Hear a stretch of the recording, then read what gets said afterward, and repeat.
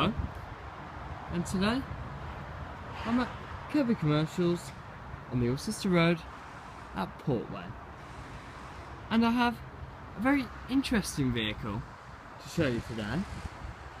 It is a 2015 on a 15 plate BMW i3 hybrid.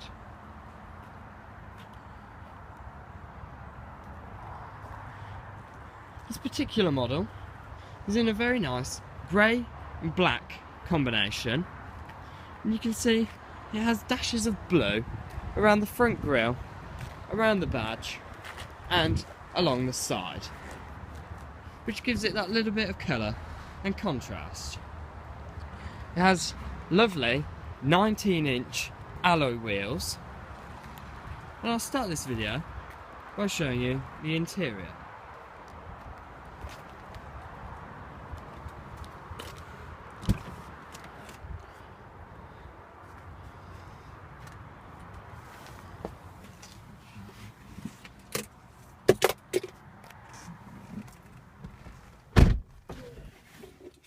As you'd expect from a car as technologically as advanced as the i3, it has keyless start.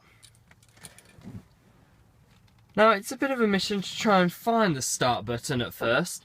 When I first got in, I was looking along the side where you normally find it, and even down here where you find it in some sports cars, but it is actually on this rather modern looking automatic selector.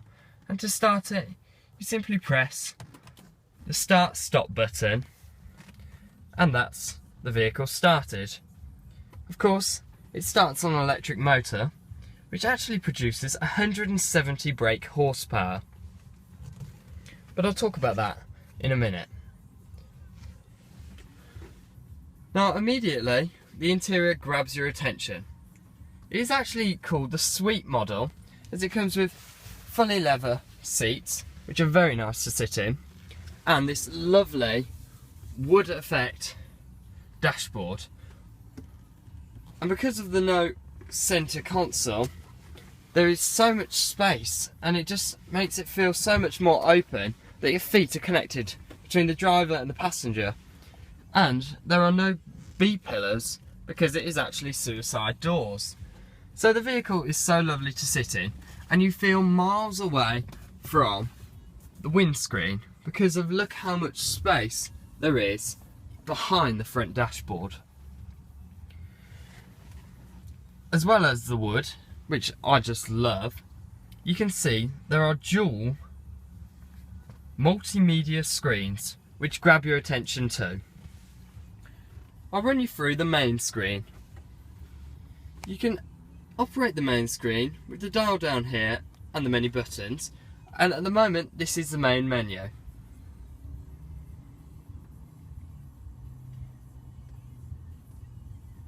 To access the radio, you click the radio button and it takes you straight there.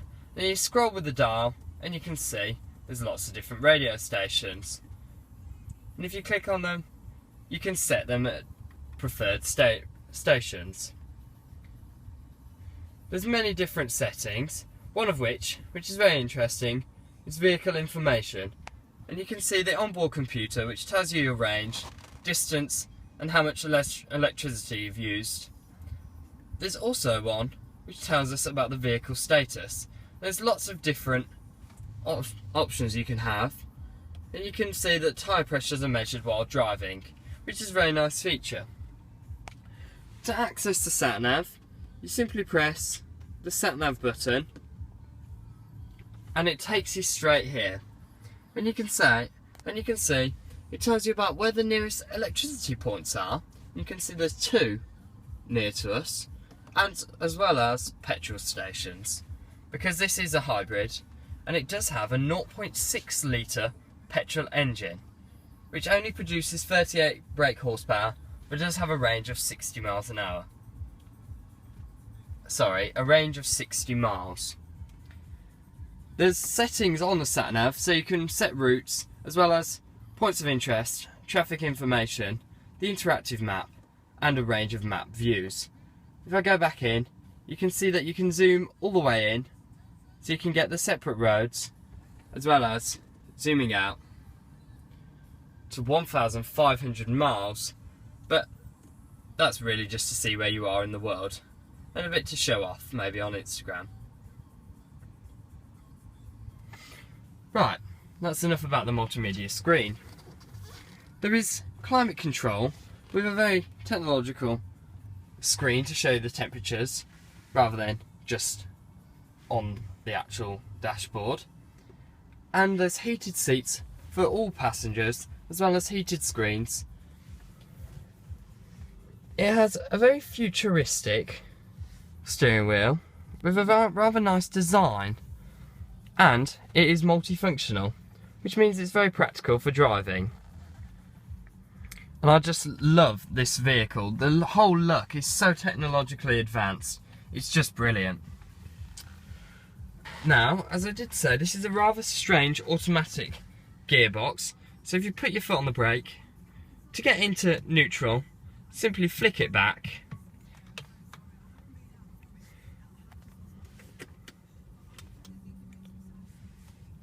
And that will put you into a driving mode.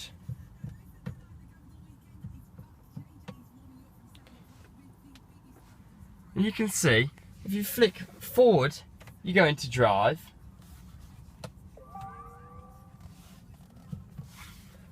Here we go. And then you can flick all the way back to reverse, and this takes you to a rear camera. There is a setting so that mirrors automatically adjust down, and you can see there's parking sensors which, as the vehicle moves, alert you all the way around the vehicle, and it starts green, then goes amber to eventually red when you're too close to the object. Flick it back into neutral, and then you just simply press the button to put the vehicle into park. And there's also the automatic handbrake. Right.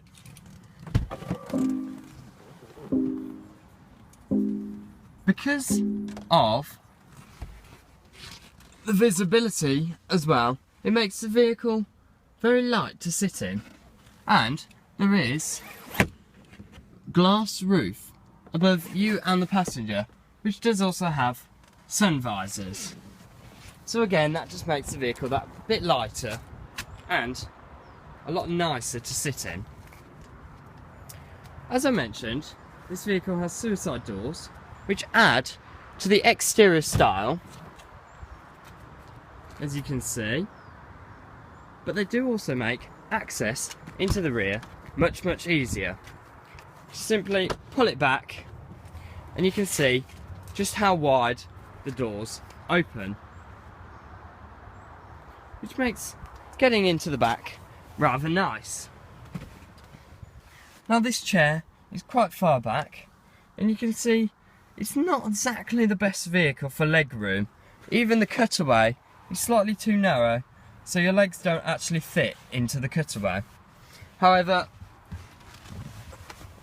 the other side, where the seat is slightly more forward, there is more than enough leg room, and the headroom, because of the lovely cutaway in the roof, means that it's not too bad for long journeys. But if you have got quite large adults, they would find it quite uncomfortable after a while. This is only 4 seats, but it does come with lovely cup holders in the centre. And you can see just how futuristic and lovely the interior is from back here. And just how demanding the centre multimedia screen is. It really grabs your attention, but it's not too off-putting for the driver. If you only want one of the doors open, if you shut the rear door, then you can also push the front seat forward by the handle here. But I find it's much easier to just exit out the rear door.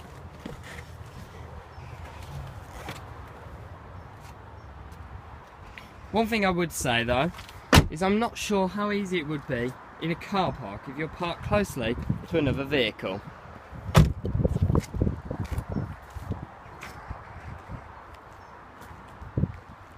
The exterior features are quite unique in the fact that it's got bold lines and the colours. But I really do like the style of the i3. And you can see here from the back as well, just how bold the lines really are. You can see down here and the back.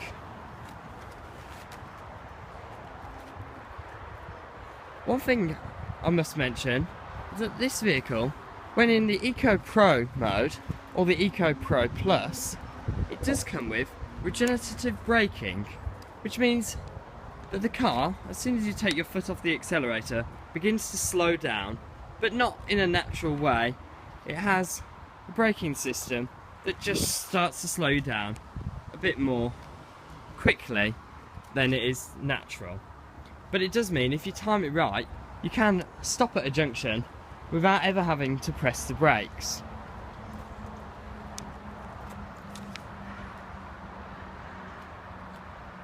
As for performance, you might not expect it to be that quick, but this vehicle is great fun to drive, and it does 0 to 60 in around 7.8 seconds, and is actually made from carbon fibre reinforced plastic, so it's very strong and light, and of course more environmentally friendly because it is lighter.